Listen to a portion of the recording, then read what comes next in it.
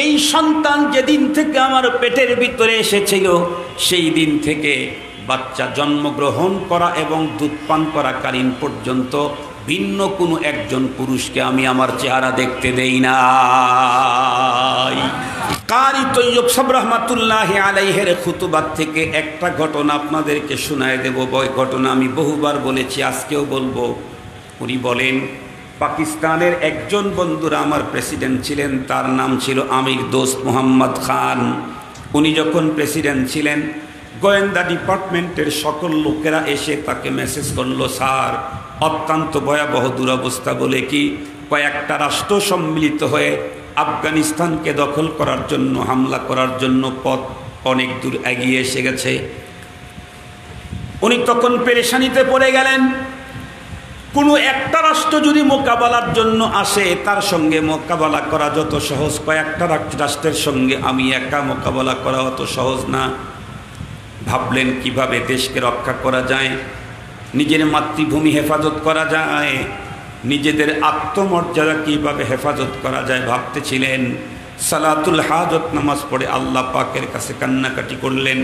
রব্বুল আলামিন ওনার মাথার ভিতরে তারতিব ঢুকায় দিলেন, যাও যাও তুমি একটা কাজ করো, তুমি একটা বাহিনী তৈরি করো, যেই বাহিনী কখনো তাদের উপর আক্রমণ করতে যাবে না, অন্যরা আক্রমণ করবে, শুধুমাত্র কেবল এরা প্রতিরোধ করবে, কখনোই তাদের উপরে আক্রমণ করবে না। পেরেশানিতে পড়ে গেলেন, এ মহান দায়িত্ব কাকে দেব, কমান্ডার ইন চিফের দায়িত্ব কাকে দেব। ভাবলেন যে কাউকে যদি দেই, তারা বন্ধুরা আমার মির্জাফর গুইমির সাদিকগিরি করতে পারে, মুনাফেকি করতে পারে, 2 নাম্বার অন্য দিক থেকে বড় ধরনের কোনো পদ পদবীর অফার পেয়ে তারা দেশটাকে তাদের হাতে ছেড়ে দিতে পারে।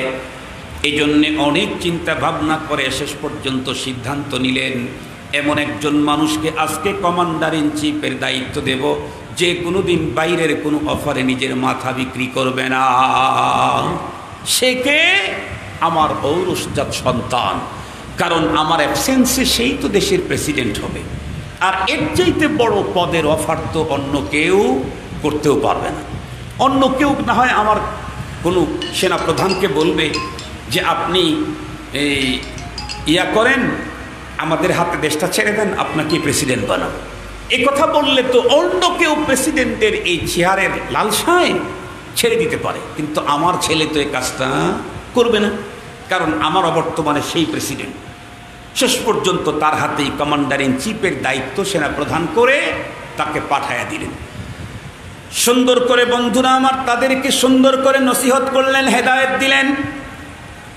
লম্বা টাইম পর্যন্ত যুদ্ধ চলতেছে। বাদশাহ বন্ধুরা আমার তার কার্যালয়ে দিন রাত কাটায়, কখনো বাড়িতে যায় না, রাজপ্রাসাদে নিজের ঘরে যান না। সপ্তাহ পর সপ্তাহ, 2 সপ্তাহ চলে গেল, এখনো পর্যন্ত কেউ হারে না, পারে না। রাজা একদিন চিন্তা করলেন একটু নিজ বাড়িতে গিয়ে 2-4 মিনিট আরাম করে আসি। উনি যখন বাড়ির ভিতরে ঢুকবেন, বন্ধুরা আমার বাড়িতে যখন যাবেন, তার আগেই ওনার কাছে মেসেজ পৌঁছিয়ে দেওয়া হলো, রাজা আপনি জানেন না কি বলে কি অত্যন্ত দুঃখ এবং শরমের খবর, আপনার সন্তান বিরুকা পুরুষের মতো রণাঙ্গন ছেড়ে দিয়ে পালায় অন্যত্র চলে গেছে। একথা শুনতেই তো রাজার বন্ধুরা আমার মাথা হেঁট হয়ে গেল। হায় হায় করলাম না কি, আমার সন্তান বিরুকা পুরুষের মতো রণাঙ্গন থেকে পালিয়ে চলে গেল, তাহলে এটা তো কখনোই মেনে নেওয়া যায় না।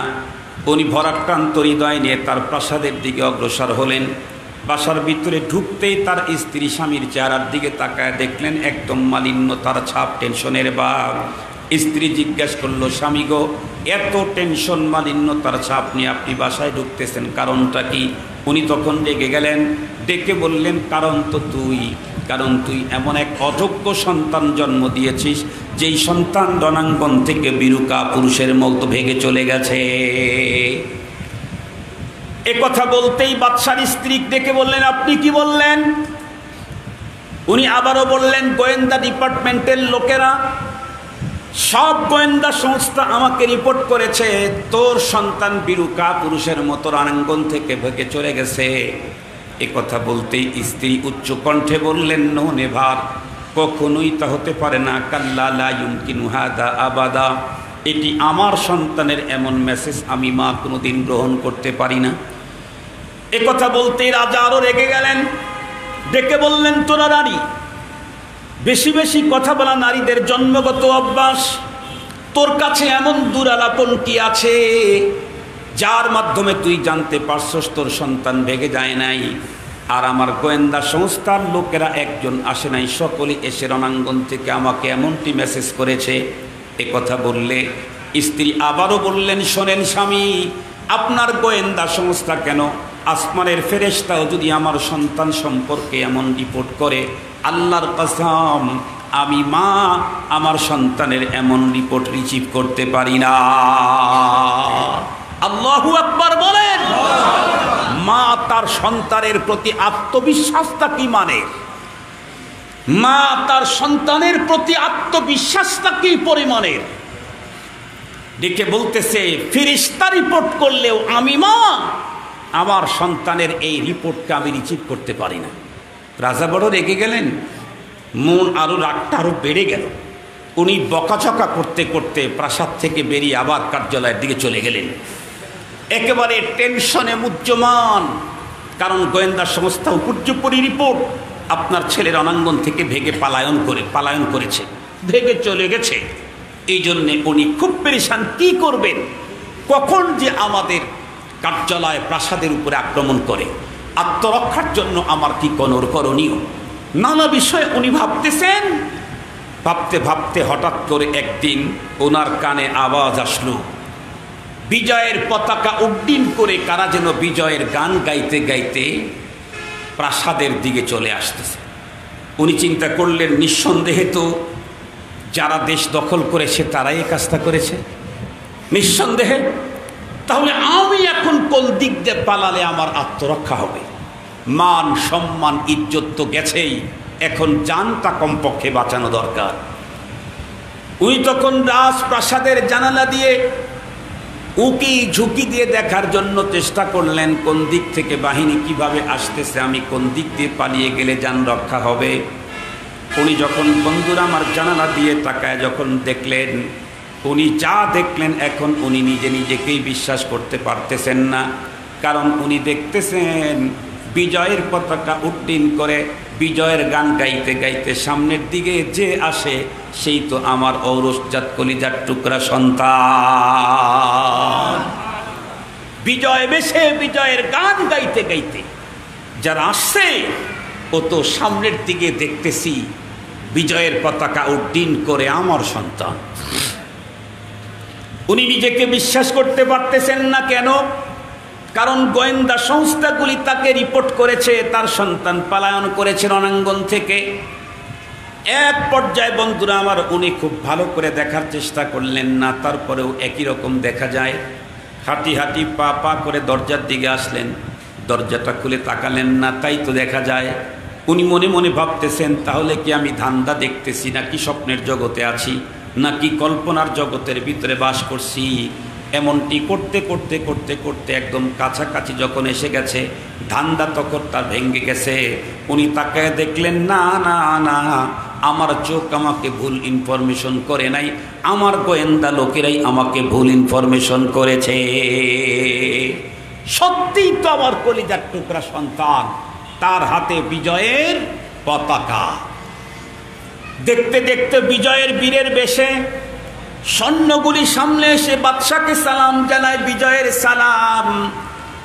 ছেলেও বাবাকে ডাক দে, বলে আব্বু সুসংবাদ নিয়ে নেন, আল্লাহ পাকের মেহেরবানিতে আপনার দোয়ার বরকতে আমাদের সৈন্যবাহিনী শত্রুদেরকে এমনভাবে পরাজয় বরণ করাইছে, আগামী 100 বছরের ভিতরে কেউ কোনোদিন আফগানের দিকে আর তাকাবার সাহস করবে না। আল্লাহু আকবার বলেন। পরাজয়টা এত সিরিয়াস, 100 বছর পর্যন্ত আফগানিস্তানের দিকে আর কেউ তাকাবে না। উনি তো এই মুহূর্তে দরকার ছিল তার বিজয়ে ভেসে আসা সৈন্য দলদেরকে পুরস্কৃত করা, তাদেরকে সংবর্ধনা দেওয়া, বিজয়ের সংবর্ধনা। উনি বললেন, তোমরা ইন্তাদির স্যার, একটু অপেক্ষা করো, আমি এখনই আর্লি আসছি। এ বলে উনি ওনার বাসভবনের দিকে রওনা করলেন। বাসায় পৌঁছার গেটের আগে যাই গেটের থেকেই ডাক দিলেন মধুর কণ্ঠে স্ত্রীকে, স্ত্রী স্ত্রী অমুক অমুক। স্ত্রী অনেক দিন পরে স্বামীর কণ্ঠে মধুমাখা মোহাব্বত ভালোবাসা স্নেহমায়া মমতা ভরা আওয়াজ। উনি হাসতে হাসতে আগে এসে বললেন, কি হয়েছে আপনার? মাত্র কয়েকদিন আগেই তো আমাকে একেবারে নির্মমভাবে বকাঝকা করতে করতে বেরিয়ে গেলেন, আজকে আবার এখন এত মধুর কণ্ঠে আমাকে ডাকছেন, কি হয়েছে বলুন। উনি বলে, তুমি আসো না, আমি তোমাকে আলিঙ্গন করে তোমার কপালে একটা চুমু দেই, তারপরে সব কথা তোমার সাথে হবে। স্বামী স্ত্রী কাছাকাছি আসছে, কপালে চুমু দিয়ে ডেকে বলে, ওগো তুমি যে এত বড় আল্লাহর ওলি হয়ে গেছো, আমি এটা তো ভাবতেই পারি নাই। আমির দোস্ত মোহাম্মদ খান সাহেবের স্ত্রী ডেকে বলে, কি বললেন আপনি? স্বামী ডেকে বলে, তুমি আর কতক্ষণ পর্যন্ত তোমার আপন পরিচয় গোপন করে রাখবার, গোপন করে রাখার কোনো সুযোগ নাই। বলে, আপনি কেমনে এগুলি কি বলেন? আল্লাহর সঙ্গে গভীর সম্পর্ক হতে চাইলে রাজপ্রাসাদের ভিতরে থেকে অনেক সময় হয় না। আত্মার হো রুমি হো রাজি হো গাজালি, আত্মার হো রুমি হো রাজি, কি দোষে চাপালে জুলুম, প্রভু প্রেমিকের নহে যে এ বেশ। রাজপ্রাসাদের সুন্দর গালিচার ভিতরে শুয়ে শুয়ে কখনো আল্লাহকে আপন করা যায় না। আল্লাহকে আপন করতে চাইলে পদ্ধতি আছে। আল্লাহ নিজেই বলেন, ওয়া মিনাল লাইলি ফাতাহাজ্জাদ বিহি নাফিলাতাল লাক আসা। স্বামী আপনি এগুলি কি বললেন? তা বাদশা তখন ডেকে বলি, স্ত্রী আর তুমি তোমার পরিচয়কে গোপন রাখার কোনো সুযোগ নাই। আমি কিছুদিন আগে যখন প্রাসাদের ভিতরে ঢুকলাম বাসভবনে, আমার মন খারাপ ছিল, তুমি আমাকে জানতে চাইলে বললাম। আমার গোয়েন্দা সংস্থা সকলেই আমাকে রিপোর্ট করেছে তোমার সন্তান রণাঙ্গন থেকে পালায়ন করেছে। আমি এই লজ্জায় টেনশনের ভিতরে ছিলাম। আমি যখন মেসেজটা তোমাকে শুনাইলাম, তুমি আমাকে দৃঢ়তার সঙ্গে প্রত্যাখ্যান করে বললে, এমন মেসেজ ফেরেশতাও যদি শোনায়, আমি আমার সন্তানের ব্যাপারে আমি মা এই মেসেজকে গ্রহণ করতে পারি না। সত্যি সত্যি তো এখন তোমার মেসেজটাই তো সত্য হলো, গোয়েন্দাদের রিপোর্টটাই তো মিথ্যা প্রমাণিত হলো বলে কেমনে? কিছুক্ষণ পূর্বেই তো তোমার ঔরসজাত সন্তান বিজয়ের পতাকা উড্ডীন করে বিজয়ের গান গাইতে গাইতে সরকারি প্রাসাদ পর্যন্ত চলে এসেছে। আমি এখন বুঝেছি তোমার সঙ্গে আল্লাহ পাকের সম্পর্ক গভীর। বন্ধুরা আমার, উনি তখন ডেকে বললেন, না না, আপনি যেটা ভাবছেন ওই পদ্ধতি দিয়ে ওই পথে আমি জেনেছি তা না, বরং অন্য একটা কারণে আমি আমার সন্তানের প্রতি এতটা আত্মস্থ। কি কারণ বলো তো দেখি। উনি তখন উত্তর করলেন, স্বামী গো, আপনি জানেন না, এই সন্তান যেদিন থেকে আমার পেটের ভিতরে এসেছিল, সেই দিন থেকে বাচ্চা জন্মগ্রহণ করা এবং দুধ পান করাকালীন পর্যন্ত ভিন্ন কোনো একজন পুরুষকে আমি আমার চেহারা দেখতে দেই না। এই বাচ্চা আমি পেটে ধারণ করেছি, সিরিয়াস এক কন্ট্রোলের মধ্যে থেকেছি। আমি ছিলাম ইসলামী 100% বাইন্ডিংয়ের ভিতরে। আমি একটা অপরাধের কাজ করি নাই, একটা মিথ্যা কথা বলি নাই। বাচ্চা যতদিন পেটে ছিল, দুগ্ধপান করাইছি, ততদিন পর্যন্ত আমি কাউকে একটা বকাঝকা করি নাই, গালমন্দ করি নাই। এক ওয়াক্ত নামাজ বাচ্চা পেটে থাকতে আমার নষ্ট হয় নাই, ফৌত হয়ে যায় নাই। বাচ্চা যতদিন পেটে ছিল ততদিন পর্যন্ত আমি আল্লাহর কোরআন নিয়মিতই পড়তাম। আমি ইতিহাস পড়েছি তো আবু বকর, ওমর, ওসমান, আলী। আমি ইতিহাস পড়েছি তো খালিদ বিন ওয়ালিদের ইতিহাস। এজন্য সেখান থেকেই আমি নিশ্চিত আমার এই বাচ্চা কখনো চরিত্রহীন হতে পারে না, আদর্শহীন হতে পারে না। স্বামী শুধু কি তাই, বাচ্চা আল্লাহ পাক যখন পৃথিবীতে পাঠালেন, বাচ্চা যখন জন্ম নিল, এরপর থেকেই বাচ্চা যতই দুধের জন্য কান্না করুক, যতক্ষণ পর্যন্ত আমি অজু করে কমপ্লিট তাহারাত অর্জন না করতাম, ততক্ষণ পর্যন্ত বাচ্চার মুখে আমি আমার স্তন দেই নাই। টোটাল টাইম ওয়া হামলুহু ওয়া ফিসালুহু 30 শাহরা, আমি বাচ্চাকে পবিত্র অবস্থায় আল্লাহর দেওয়া বাচ্চার জীবন রক্ষার জন্য গোডাউন আমার বুকের স্তন এই দুধ আমি তাকে পবিত্র অবস্থায় পান করাইছি। আমি এত ইসলামের নীতি, এত ইসলামের কানুন মেনে যেই বাচ্চাটাকে পেটে ধারণ করলাম, যেই বাচ্চাটাকে ইসলামের নীতিমালা মেনে তার মুখের ভিতরে আমি বন্ধুরা আমার আমি তাকে দুধ পান করাইলাম। এরপরে ছোট্ট বাচ্চা ছোট থাকতে আমি তার সামনে কখনো মিথ্যা কথা বলি নাই। আমি ওকে নীতি, নৈতিকতা, শিষ্টাচার, আদর্শ শিক্ষা দিয়েছি। এই বাচ্চার ব্যাপারে আপনার গোয়েন্দার লোকেরা রিপোর্ট করেছে আমার বাচ্চা নাকি রণাঙ্গন থেকে পলায়ন করেছে। এই জন্যে আমি এই রিপোর্টটা আমি মেনে নেই নাই। কারণ আদর্শবান যারা হয় তারা রণাঙ্গনে টুকরো টুকরো হয়ে গোস্ত পড়ে থাকে, কখনো পলায়ন করতে পারে না। তাই তো একজন কবি বলেছিলেন, আনা মানবা শামকে রোজে জঙ্গে বিনি পুশতেমান, আনা মানবা শামকে রোজে জঙ্গে বিনি পুশতেমান, আমানম কন্দর মিয়ানে খাকো খুবিনি সারে, আমানম কন্দর মিয়ানে খাকো খুবিনি সারে। কবি বলেন আমি এমন মানুষ নই যে রণাঙ্গনে তুমি আমার পৃষ্ঠ দেখতে পাবে। হ্যাঁ হ্যাঁ, আমি এমন একজন মানুষ, রণাঙ্গনের কাদার ভিতরে, ধুলার ভিতরে, মাটির ভিতরে যদি কোনো টুকরা গোস্তের পরে থাকতে দেখো সেটা আমার হতে পারে। জীবন দিতে পারি, পলায়ন করতে জানি না। আমি আমার সন্তানকে পেটের ভিতরে রেখে এত গুরুত্বের সাথে ইসলাম মানলাম, সেই সন্তান আদর্শবান আদর্শহীন হবে তা আমি কখনোই মানতে পারি না। আপনার গোয়েন্দা লোকেরা যদি রিপোর্ট করত আমার সন্তানের টুকরো টুকরো গোস্তগুলি রণাঙ্গনে ছিটিয়ে আছে, তাহলে সেই রিপোর্ট আমি গ্রহণ করতাম। কিন্তু তারা রিপোর্ট করেছিল পলায়ন করেছে, তাই আমি মানি নাই। কি বলতে চাই মুসলমান মাদেরকে, মাগো দুনিয়াতে আদর্শবান মানুষের বড় অভাব। এই অভাব দূরীকরণে সর্বপ্রথম ভূমিকা হলো মুসলিম নারীদের, মাদের। মারা যদি সোজা হয়ে যান, মা যদি নীতিমতী হয়ে যান, মা যদি আদর্শবতী হয়ে যান, মার অন্তরের ভিতরে যদি তাকওয়া থাকে, বাহিরটা যদি সুন্নত দিয়ে সাজানো থাকে, তাহলে ওই মায়ের গর্ভ থেকে বের হবে জামানার আব্দুল কাদের জিলানী। এখনো আব্দুল কাদের জিলানী আসবে। আব্দুল কাদের জিলানির মতো মা যদি এখন পাওয়া যায়, এখনো মাদানী দুনিয়াতে আসবে। মাদানির মতো মা যদি দুনিয়াতে এখন পাওয়া যায়, এখনো জুনাইদ বগদাদি আসবে। বগদাদির মার মতো যদি মা এখন দুনিয়াতে কেউ আসে, তার পেট থেকে জগতের এ জামানার বগদাদি তৈরি হবে। এখনো নবুয়ত এবং রিসালাতের দরজা বন্ধ হয়েছে, ক্লোজ করা হয়েছে। রুফিআতিল কালাম, জুফফাতিস সুহুফ, সিলগালা লাগায় দেওয়া হয়েছে, কিন্তু বেলায়েতের মাকাম কিয়ামত পর্যন্ত এ দরজা উন্মুক্ত আছে।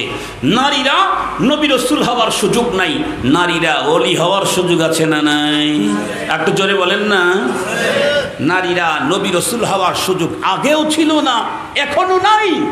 এখনো পৃথিবীতে কোনো পুরুষ নবী হওয়ার, রাসূল হওয়ার সুযোগ নাই, কিন্তু কিয়ামত পর্যন্ত নারী এবং পুরুষ সবাই আল্লাহর ওলি হওয়ার সুযোগ আছে।